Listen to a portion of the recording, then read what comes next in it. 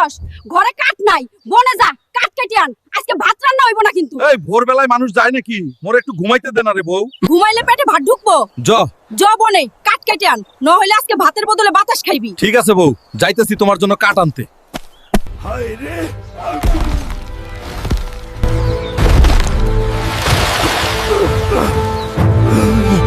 আরে বাপরে, আমার কোরাল গেল রে। এইটা একটাই কাঠ কাটার কোরাল ছিল, এখন বউ আমারে কোরাল বানায়া কাটবো। ওহে সবুজ দানব, তুমি কি এই কোরাল খুঁজতেছো? হায় আল্লাহ, পানি থেকে মাইয়া উঠছে। না আপা, আমার কপালে সোনা নাই। এইটা? না আপা, ওইটা ধরলে বউ সন্দেহ করব। এইটাই আমার। তুমি সৎ মানুষ, তাই তিনটাই তোমারে দিলাম। মিথ্যা কইলে বউ কানের ধরায়া উঠবস করায়।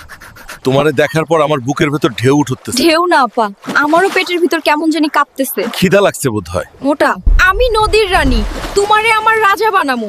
সোনা রূপা মুক্তাবে যা চাইবা দিমু। আপা, কথা হইল আমার ঘরে আগে থেকেই এক রানী আছে, ওই রানীর হাতে বটি থাকে। তাহলে আমি তোমার দ্বিতীয় বউ হই? তোমাকেও আমার অনেক ভালো লাগছে, চলো আগে প্রেম করি। তোমার সাথে দোল খাইতে। মনে হয় নদীর ঢেউগুলো লজ্জা পাচ্ছে। আমি এখানে থাকলে কেউ তোমার কিচ্ছু করতে পারবে না। হ্যাঁ, কিন্তু তুমি আমার স্ত্রীকে চেনো না, সে ঝাড়ু চালায় বিদ্যুতের মতন। এই মোটা, নদীর ধারে কার সাথে দোল খাচ্ছিস? কাট আনতে পাঠালাম না? হে আল্লাহ, কিয়ামত এসে গেছে। ওটা কে? ওটা আমার জীবনের ফাইনাল বস। এই মাইয়া, আমার স্বামীর পাশে বসছস কেন? আমি নদীর জলপরি টেস্ট করতেছিলাম। দোল টেস্ট করবি?